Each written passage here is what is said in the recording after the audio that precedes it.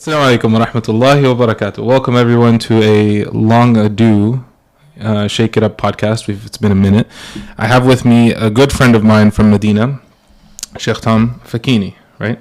Did I pronounce it correctly? Yes, that's right. Facchine. Yeah. He's of Italian origin, mashallah. He's the Italian stallion, the one, the only. He's as rocky as it gets. And I have here my Darth Vader to make sure that he knows where he is. You're on my turf now. I've never watched a Star Wars movie in my life. How are you doing, Sheikh? Alhamdulillah, I'm good. Good to see you, mashallah. Yeah, good to be here in Atlanta, mashallah. It's nice to see how everything's going down. How's the South? It's definitely a vibe. It's cool. It's cool. I like it. Alhamdulillah. Yeah. How does it compare to New York and Utica? Well, it's too big. That's my only gripe, is that I'm not a big city person. And when we came into the airport and we had to drive an hour to get to the other side of the city, it's like, man. And the traffic was just like... You never get over that. that. Yeah. So that's not... that's why I don't live in a big city. Utica doesn't have traffic, period. But as far as people, everybody's been really nice. It's cool to see a lot of young people in the masjid for programming. And I think there's a lot of... positive energy going on. A lot of people that want to participate, a lot of people that want to get involved. Maybe some have figured out how to get involved and others haven't, but there's a lot of khair. Mashallah, I mean, Atlanta is a growing city, especially post-COVID. It's been just increasing really, really fast. You can tell. In population. Yeah, subhanAllah. It's like a lot of places look brand new, like a lot of the suburbs and stuff like that. So yeah. Unlike Utica. yeah, man. Old is gold. Old is gold. MashaAllah. So one of my memories of Tom from Medina, so when we went to our first semester, we started with the winter. Yes. Right? January, and then we went back and we had the summer break, and then we all came back for post-summer break. That was for our second semester. Now, I went to the Kulliyah and he went to the Ma'had, which is basically directly to university or the Arabic program. So he did the Arabic program. One of my memories of Tom was when we reached the airport in Dubai. We all flew Emirates that year. Yeah. And I was already in the airport for 17 hours at that point. And everyone else started trickling in. And I see Tom. We were even, I remember the elevator ride too. He was wearing the izar, right? What do they call it? The lungi? Right? Yeah, that's how they call it lungi. He was wearing that. And basically flew from America to Emirates wearing that. And boy, did he have a story to tell us in the airport. Yeah, that was a very, very dumb decision. And I also had the imam on. So you had the whole getup and everything. Because I was just so pumped to go abroad and study knowledge, and I was so naive, man. And man, they grilled me. They did that thing where when you hear your name on the PA in the airport, and it was out of JFK, so they're calling you to detention. We need to see passenger Tom. So they butcher your last name, it's up at the front, and you're in line, and they pull you out of the line, and then everybody's head literally goes to watch and follow you. And oh my God, it was such a mess. But it was crazy because up until that point, I had moved around a lot, almost a new place every year for work or for various reasons. And the TSA lady or the lady at the airport started grilling me with questions, right? And they've got you because you want to get on the plane. You know what I mean? So she was taking down my whole life. She literally was writing it down on an envelope. It's what mosque do you pray at? Who's the imam there? What's his phone number? Where did you live? Where do you live? What's the address? All the stuff. But I was literally it's kind of complicated. You ready for this? And she's like, where were you before that? Well, before that, I was over here. So, 5-10 minutes go by, and it's really awkward because, again, I'm pulled out of line. People are now boarding the plane. Everyone's looking at me, as they go on their way to board the plane. And she's trying to cram in my whole life story on the back of this envelope. And she's running out of space, But I just, at that point, I'm like, what am I going to do? I need to get on this plane. I answered all of her questions. She's not going to read her own writing or be able to follow up. So then I just went through with it. And then, alhamdulillah, it all happened well, at the end. But it was funny because you remember Abdul Jabbar, right? Yeah. So him and I would fly together often because we New York. came in and out of New York, and Yeah. he's from New York, and I was at that point going to Philly because my parents lived near there. And on the way back, they, you know, you get the 4 S's on your, and we always had the 4 S's every single flight that we took, which means that you're going to get secondary screening, you know, for security. Special treatment. Special treatment. Super special, secret. I don't know what the last S is for. Surveillance, right? And both me and Abdul Jabbar got taken back into the secondary questioning, and we're like, man, come on. And at that point, you know, like ISIS was a thing, right? Because this is 2015, 2016. Yeah. Right? And I had in my passport, you know, a visa from Turkey because I studied abroad in Turkey in 2009. Okay. Before I was even a Muslim. Like a semester abroad. Yeah, it was a semester abroad. Yeah. And so they have both, you know, me up here at the front with some guy and Abdul Jabbar next to me with this other guy. And we had completely 2 different, like, techniques or approaches to this thing.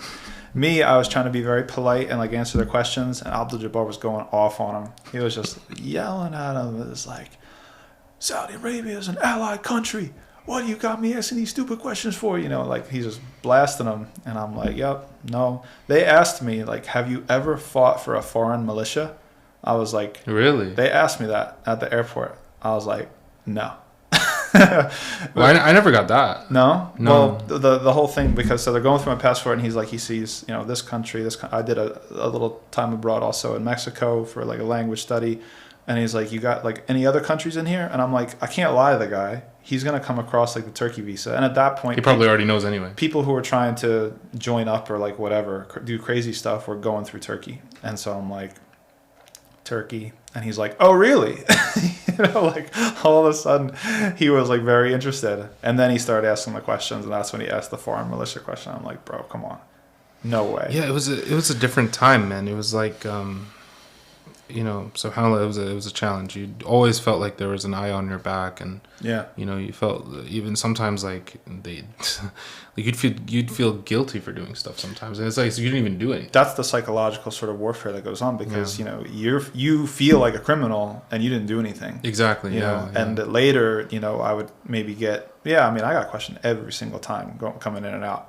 But sometimes they just let you sit in a room, like, by yourself for, like, 2 hours. And it's like, that's almost worse.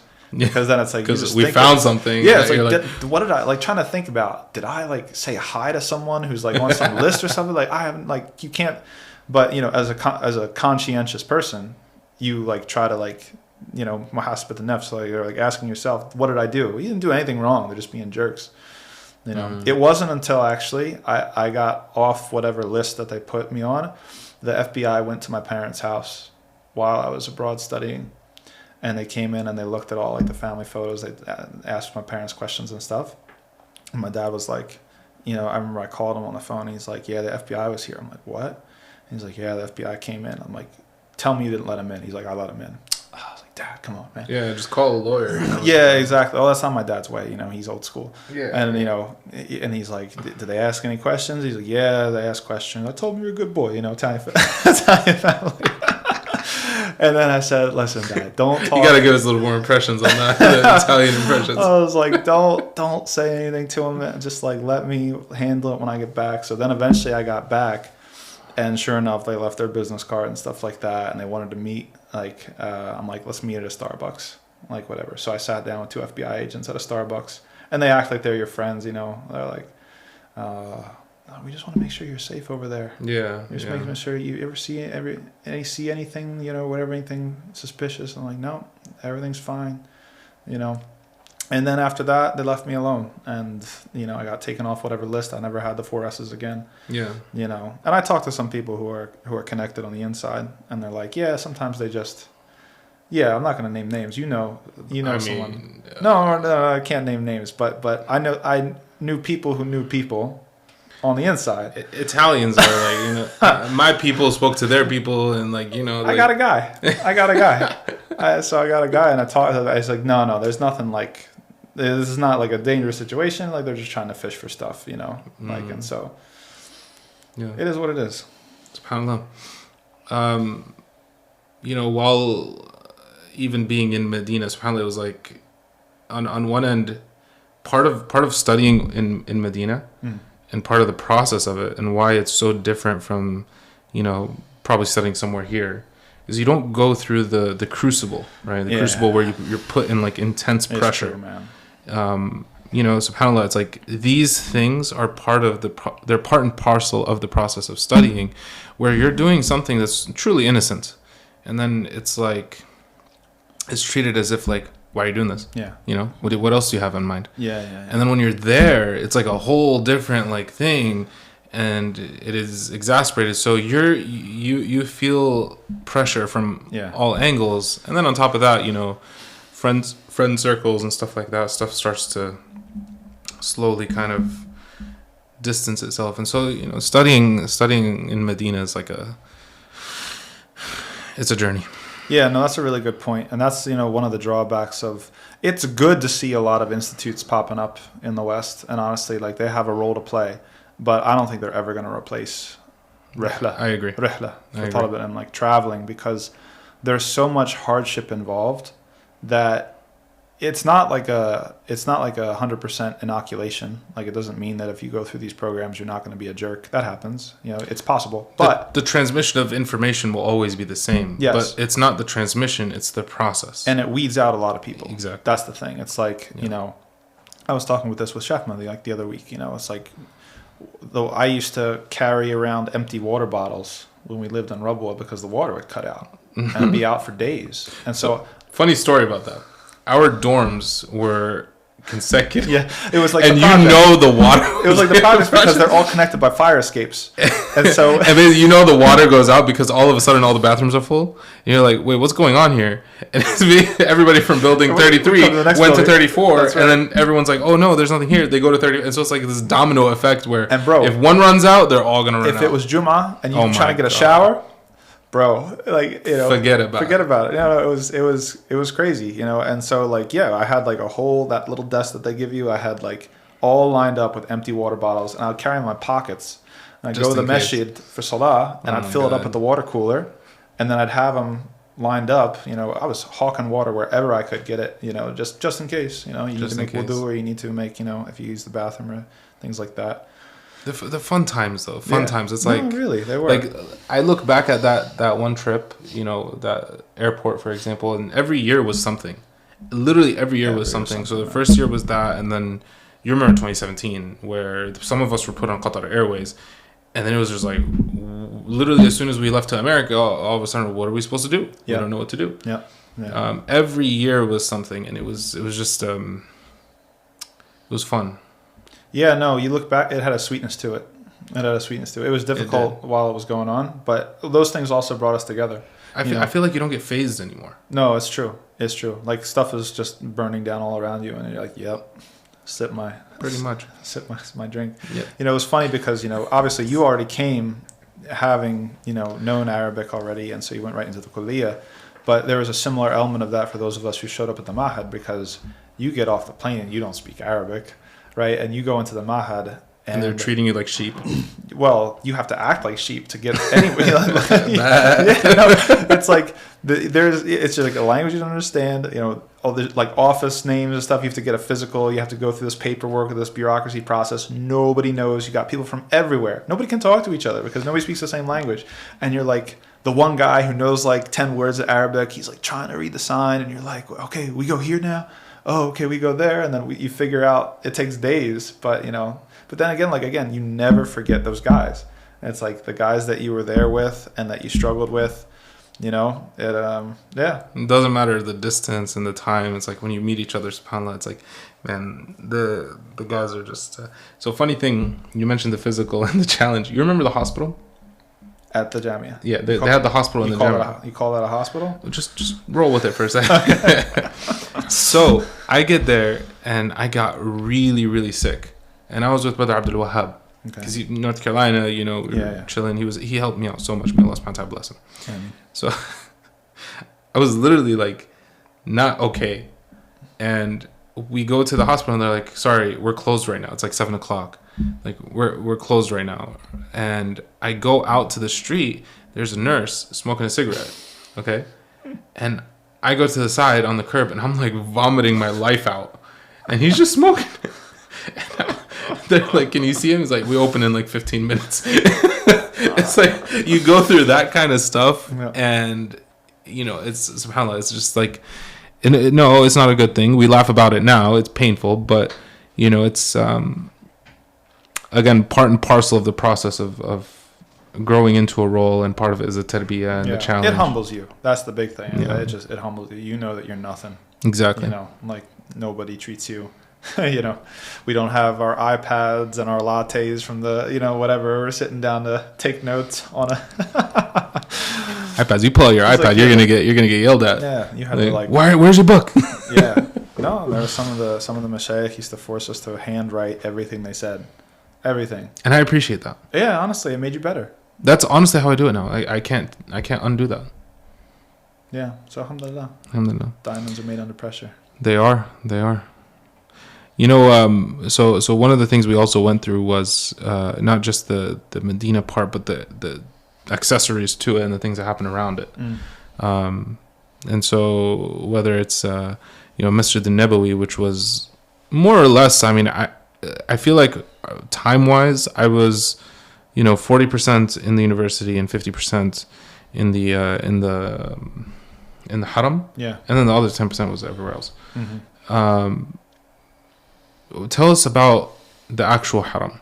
For me, it's the best place on earth. It's home. It's the best place on earth. The Prophet's Masjid is the best place on earth. I don't care what anybody says. It is. It's just like the vibe.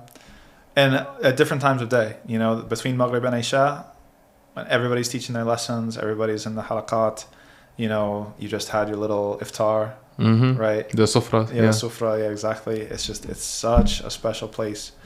You've got, what else do you need? You've got the bathrooms underground, right? You've got Zamzam water. You've got a meal at Maghrib. And you've got the mashayikh. Yeah. You've got the scholars. Yeah. You run into people, you constantly run into people that it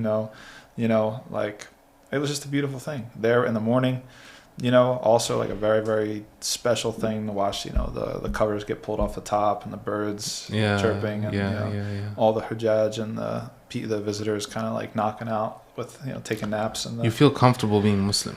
Yeah. Yeah. I remember, so funny thing, I guess we don't want to make it too, serious, but so I used to go to Masjid al-Nabawi when I would get homesick. And, went through a lot, challenge after challenge. And the conduit to kind of like settle your heart was Masjid al-Nabawi. So I went there one time at I couldn't sleep. Got in my car, went to Masjid al-Nabawi. It was 1 a.m, just walking around outside, and then went inside to the older mosque. So for those who don't know, there are different expansions, right? So there's the older mosque, which is the front side of it. And it used to be open and people would sit there and pray qiyam and stuff like that. It was a whole thing. So I stayed there. I was just hanging around. And either I'd walk outside, go inside for a little bit, go back outside, come back. I spent the night in Masjid al-Nabawi. And for Fajr, I'm praying Fajr next to this guy, right? And he's coughing up a storm, okay? And we're praying, and subhanAllah, they're calling the adhan, so we may have to take a pause. But I'm praying next to him, and he's there's a build-up.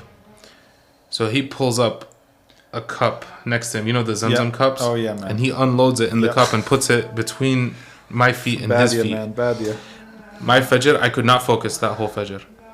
I was literally oh my God, if that thing tilts over during sujood, I'm done. I couldn't focus the whole Fajr. And it's just stuff like that. It's it's innocent. It is what it is. It's nasty. And, just the... That reminds me of? That reminds me of sometimes people would pass out itr, right, while you're coming into the masjid. And there's tafawut, okay? There's some itr that's nice. There's something that's really nasty. I remember one time.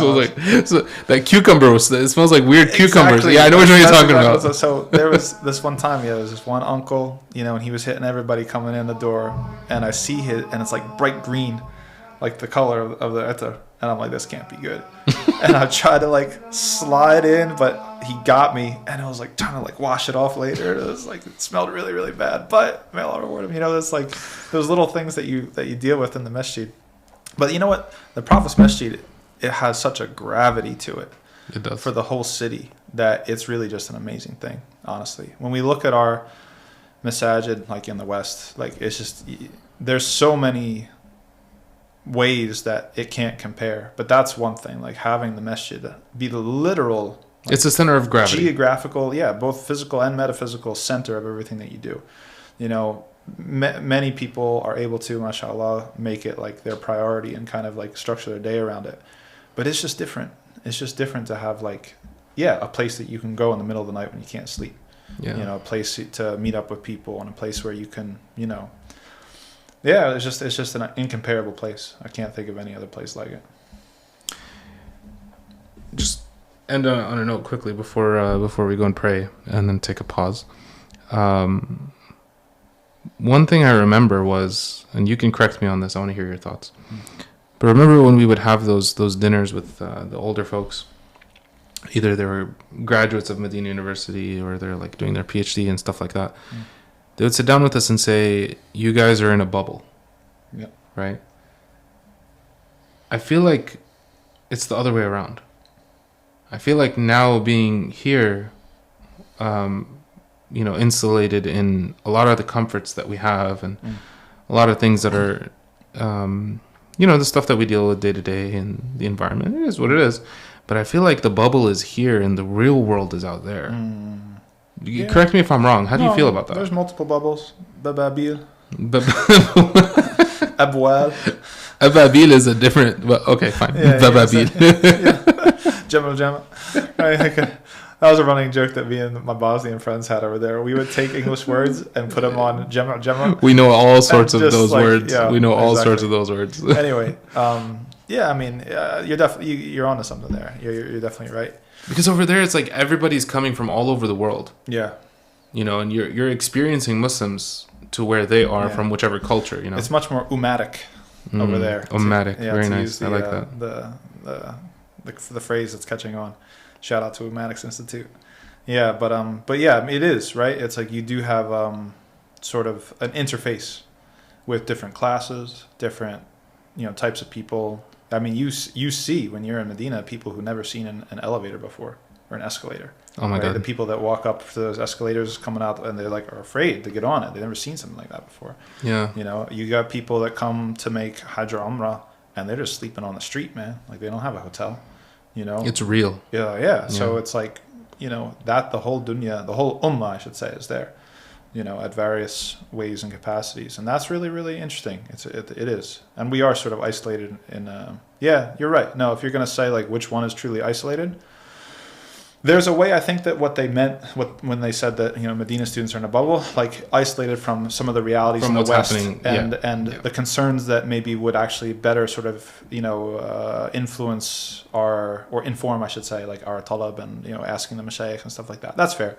But like on the grand scale of things, it's like who's really isolated? You know, you're isolated here. Yeah, and that's why I encourage people to get out of your comfort zone, go through the trials and tribulations. And it's funny because when people were like going through the whole Hajj process in the past few years, I had the biggest smile on my face. Oh, bro. Because I'm like, welcome to the club, buddy. Yeah, man, that's it. It's like you don't know what's going to happen. Yeah. Deal with it. Exactly. It's like the level of uncertainty in life is just like, woo, like exponentially increases. Yeah. It's like you don't even know how to figure it out, how it's going to happen. You just got to roll with it. And that's a very, very different way of living life. Yeah, that's eventually what happened. Leading all the Hajj and Umrah stuff, I just sit and watch. And like the group were like, Imam, or you know, Sheikh Ibrahim, da-da-da. I was like, bro, just chill. Mm-hmm. Let it happen. Mm-hmm. We're going to get on the train. Don't worry about it. Yeah.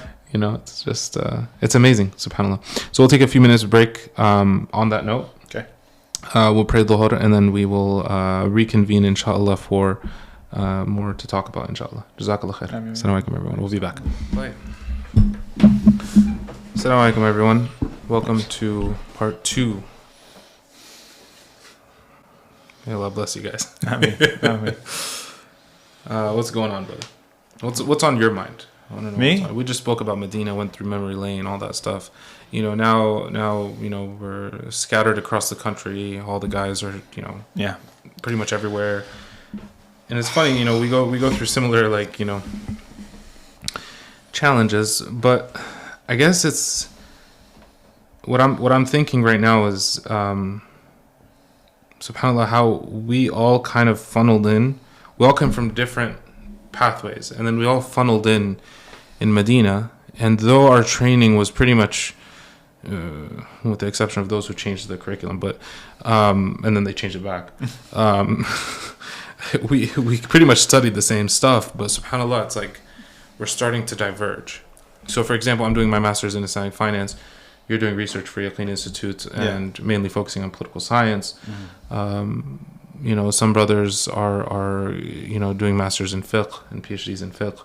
Others have gone completely into, like, you know, IT and doing whatever it is they want to do with IT. What does that? How does that speak to you? Yeah, no, that's an interesting thing. I mean, that, you know, the more I travel and go around to different masajid, two things occur to me. One is that most masajid are at war with imams. Oh, no. Yeah. No, really. Like, we need to, there's something very structurally wrong in our community with how imams are treated, compensated, thought of, conceptualized, etc., etc. And it's not just, you know, you and me wanting a big fat paycheck. You know, actually, part of my being able to do most of my work for Yaqeen is stepping back and being able to look at things and not be dependent necessarily on a masjid, and being able to be like more of a objective observer, you know, in some sense. And I really do think that, you know, Sheikh Mohammed Shanawi was telling me that over half the masajid in either the U.S. or North America don't have an imam. First of all, can you imagine that? First of all, how rudderless and aimless these communities must be without having anybody. And then of the minority that do, it is, unfortunately at this point, a running joke. It's notorious how imams are treated, the types of politics that they have to deal with, the types of disrespect, the types of just lack of compensation, lack of, you know, they're usually run into the ground. They're asked to do 2 or 3 jobs at once. You know, there's very little work-life balance. People demand them to be available 24/7. To the end of it, there's a lot of things, and that's why, I mean, I think what touched me off was your comment about some people going into IT. It's really not attractive to be an imam in our current landscape of North American Islam.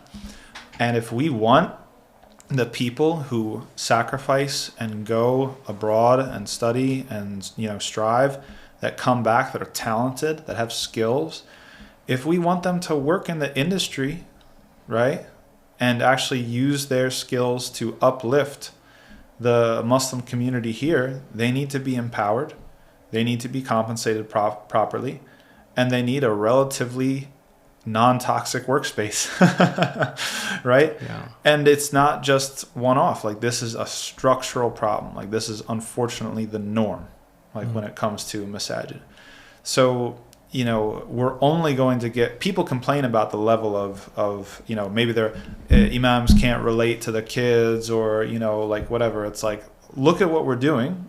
And I mean, between chasing imams away, okay, and putting all your best and brightest students into medicine and engineering as opposed to studying the deen, how long is that going to last?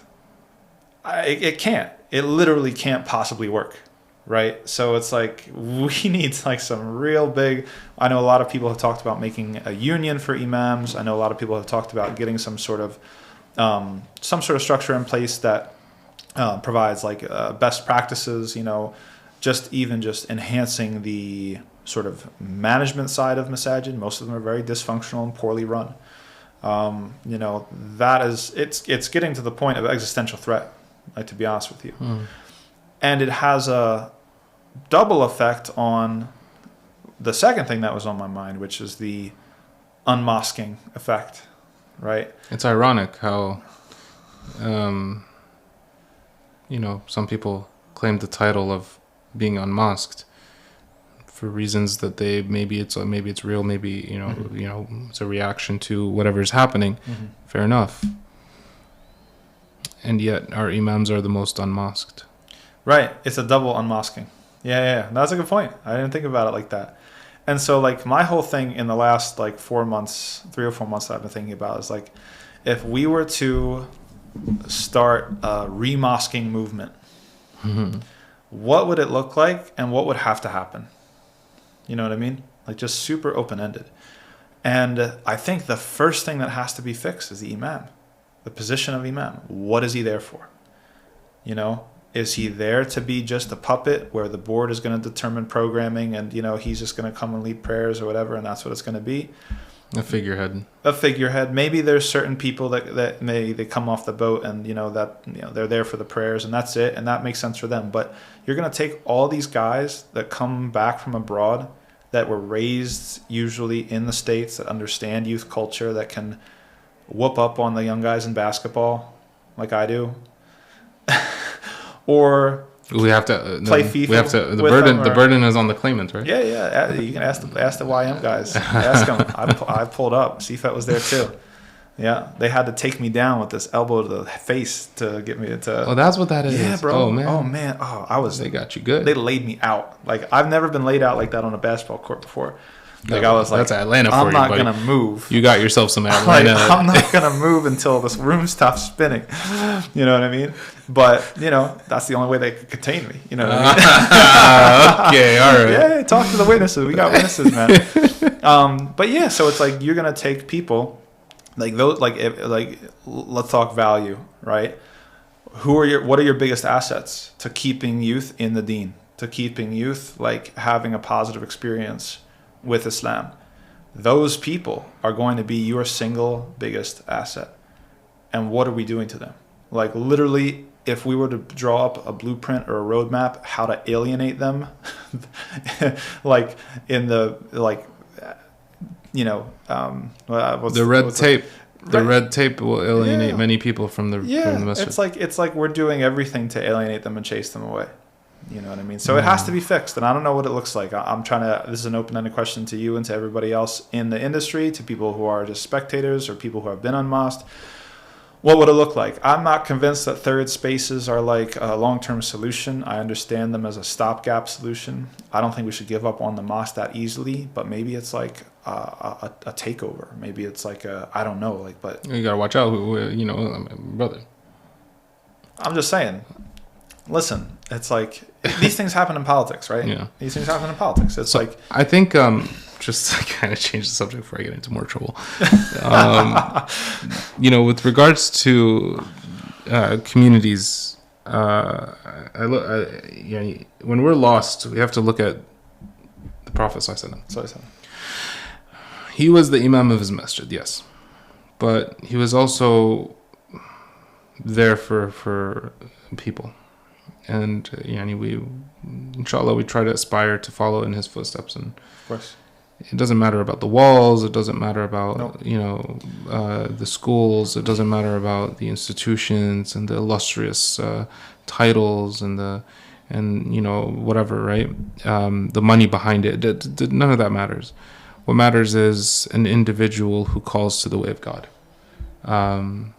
Be it an imam who is equipped with technical information, or a person who's sincere and is trying to do good. Now, obviously, the alim and the abid, the alim is better than the abid, right? Because he's acting based off of basira, and so the person has to have ilm, he has to have knowledge, and so he has to have the technical expertise, and then the rest of it is kind of like a learning process. And so, I guess just like a more personnel-centered. I would say like be the masjid. Yeah, exactly. Capacity is in personnel. It's not. It's 75% in personnel, 80% in personnel, and 20% in facilities. Yeah. And right now we approach it the opposite way. We flip it. Yeah, we talk about all the facilities, and then we ask, why aren't people coming to our masjid? Yeah, beautiful masajid, empty, or they can't do the basics, or people hate them. Then there's that. Yeah. I mean, subhanAllah, it's like we were talking about this earlier, how the life of an imam is. Most people, they go through a linear progression in their life. Right. So, for example, they graduate school, they're happy. They get married, they're happy. They go through divorce, they're sad. They go through a death in the family, they're sad. It's a linear life cycle. Mm-hmm. But the imam is like in this weird.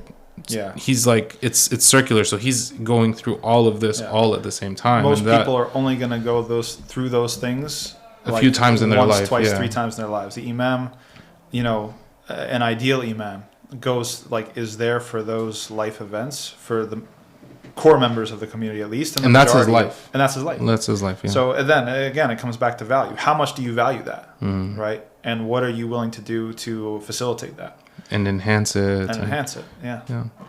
So, subhanAllah, I mean, kind of like piggybacking off this and what we mentioned earlier, and, the stories that we say about Medina and the process of Medina helps you become more empathetic.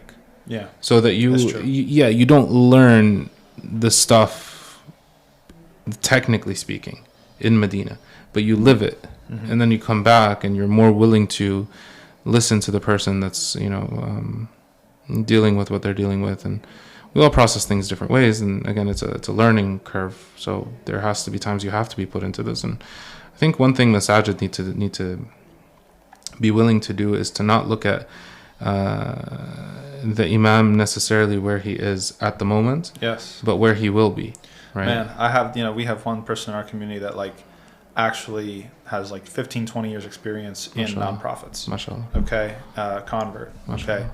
And it was crazy because I was trying to come at it from how can we improve our institution? What sort of standards do we have to have? And I was like, okay, imam's evaluation, what should that look like? And she broke it down to me. She's like, really? An evaluation should be them helping you make professional goals for yourself.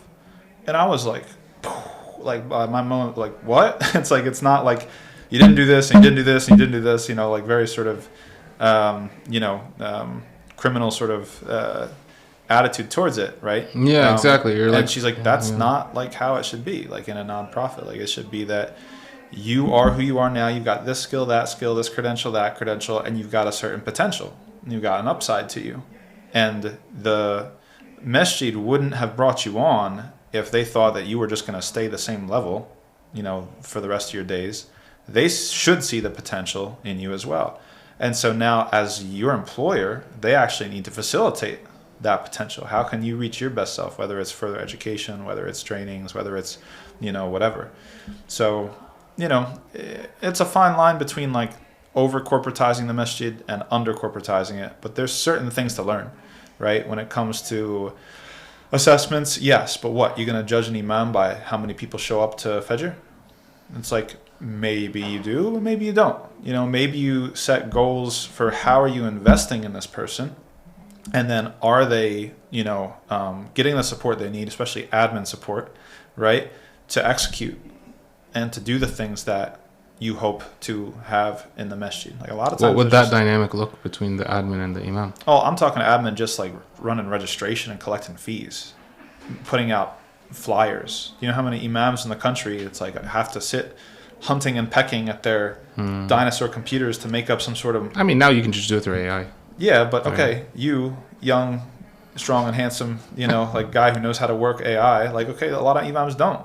You know what I'm saying? Yeah. And so it's you've got people, it's just not your skill set. Or maybe not, maybe it is yours personally, but for example, for me, I am clueless. It's not my skill set. I just know it's there. Right. Yeah. Exactly. And it's not your job, right? Your job should not be to run the admin on, if you're doing a class, a course, Sunday school, weekday school, after school program, whatever, to teach. Listen, I'll give you an example.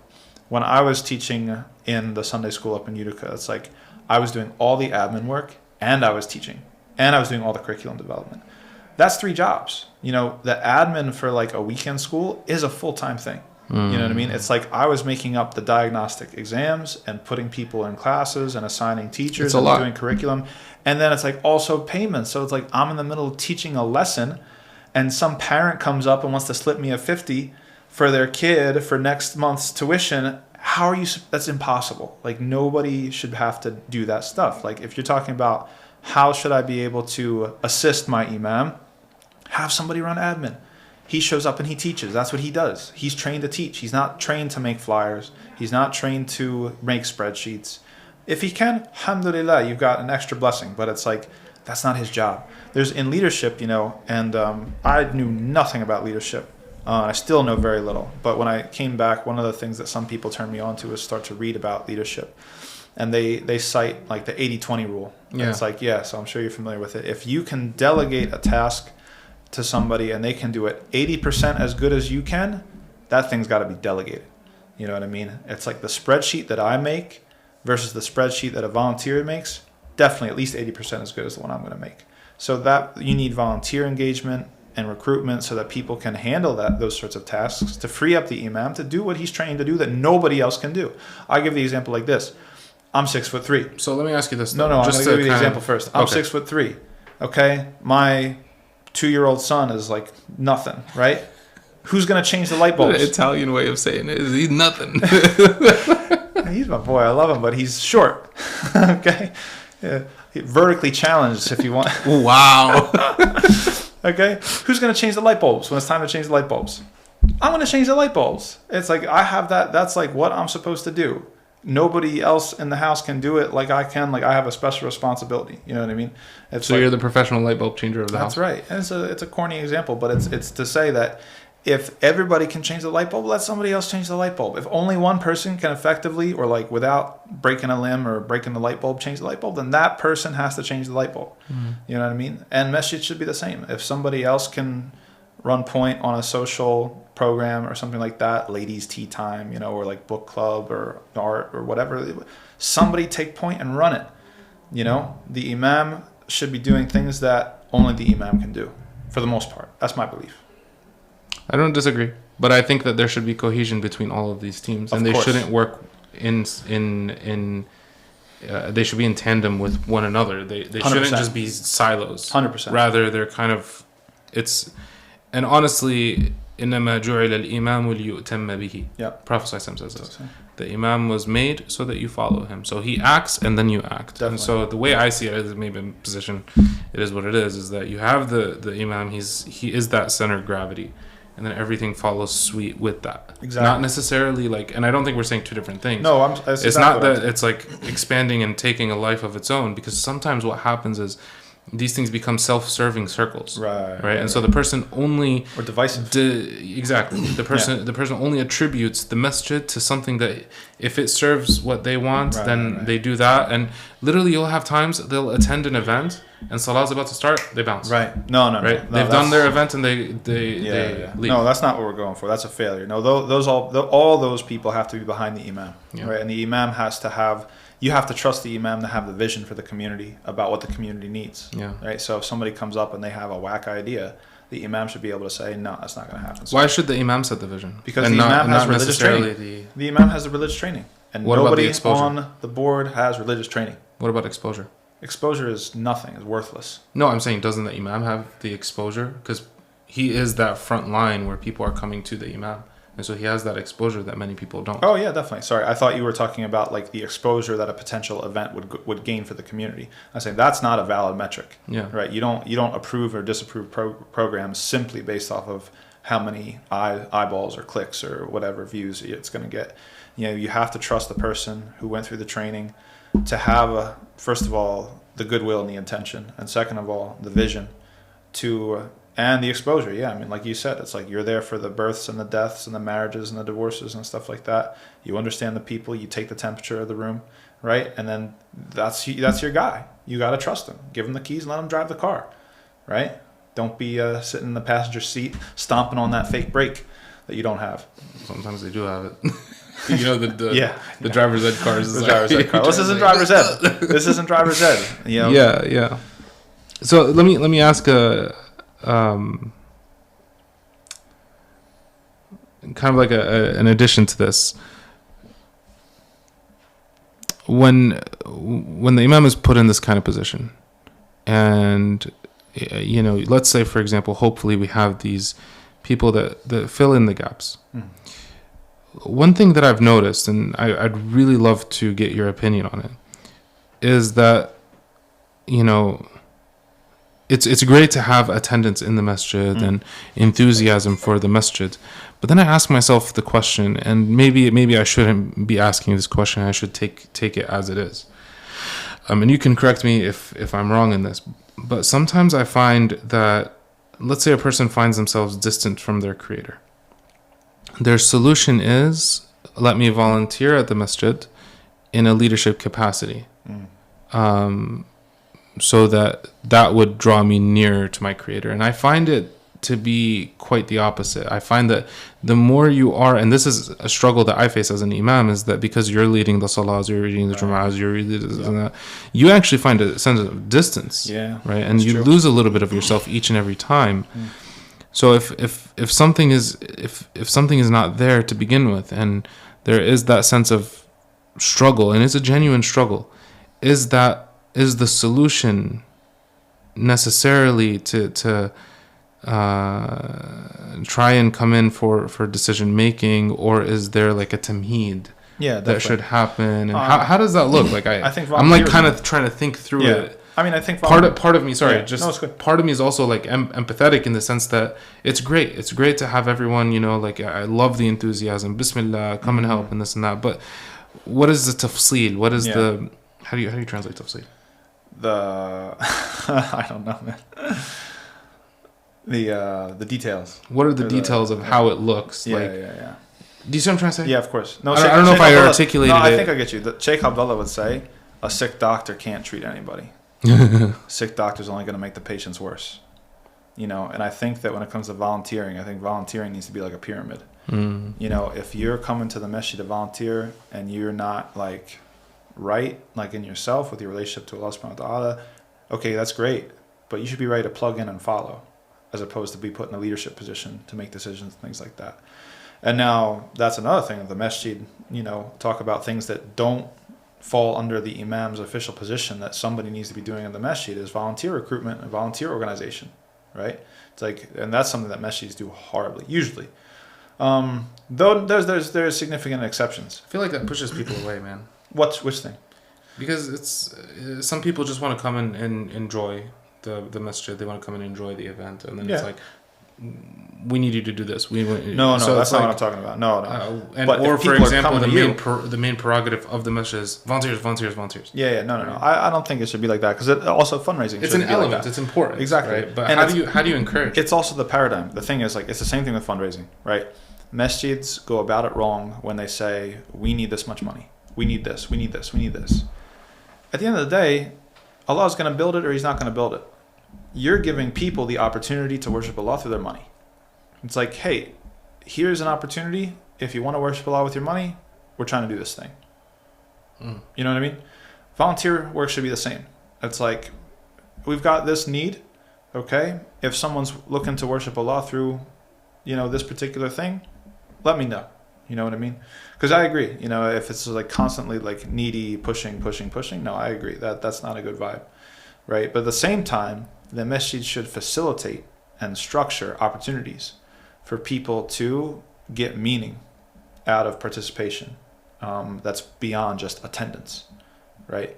It's like attendance is great, cool, but we also have the problem in some communities where people are only just consumers. Right? They only want to consume the products or the events that the masjid puts forth. And the last thing on their mind is, how can I contribute? Right? So I think there's a happy medium, right? It's like the masjid needs to be intentional, strategic, and willing to facilitate opportunities for people to contribute, but not being pushy and and I have seen that too, actually, at other masjids where they kind of, there's a culture where they just complain, we don't get any volunteers. That's not cool either. You know what I mean?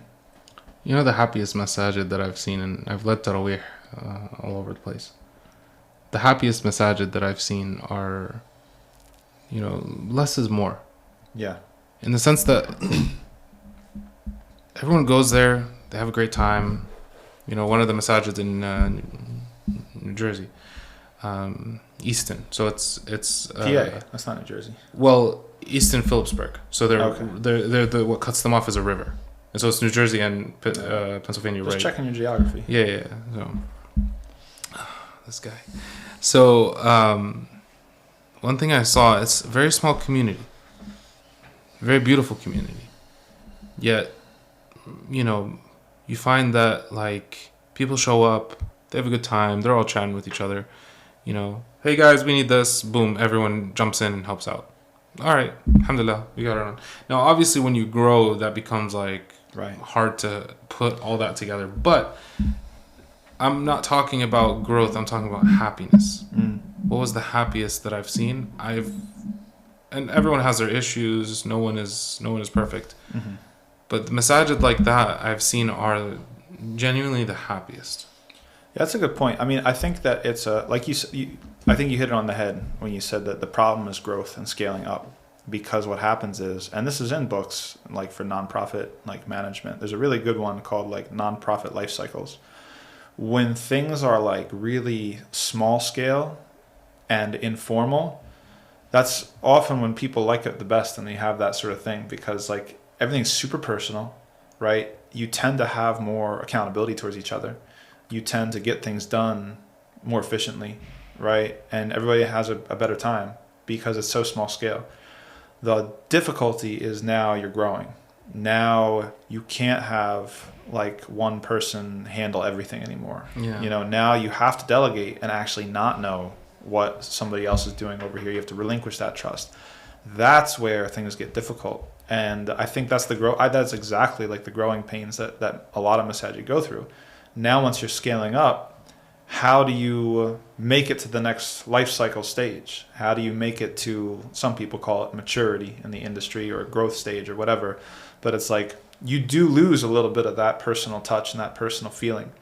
And like we've had many conversations about, there's kind of a sweet spot between being like having enough structure and having too much structure, right? Having like enough sort of guardrails and policies, etc., and then having red tape.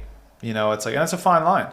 It's a fine line. And actually, again, in this book, Nonprofit Life Cycles, that's actually the indication of a declining and decaying nonprofit, is when it is all about the bureaucracy and all about the policy and procedure. And that's a sign of decline. Yeah, and it's not, you don't have that personal touch or the ability to do something in an exceptional way because the imam knows that this is an exceptional circumstance and so we have to break protocol or whatever, right? It's a really hard thing to balance, you know? So, I mean, and it goes beyond just masajid. That's like all nonprofits. But we got to find a way to do it because, and I think we were talking about this the other day as well, either masajid are going to get bigger and therefore they have to figure that out, or masajid should just stay the size that they're at and pick one thing and focus on it. Like we talked about, like maybe if a city has like 20 masjids, 30 masjids, they don't all have to do the same thing. Maybe you have one masjid, or even like a collective of 5 masjids, we're just going to focus on youth programming. Another one, like we're just going to focus on charity work. Compartmentalize, but work together.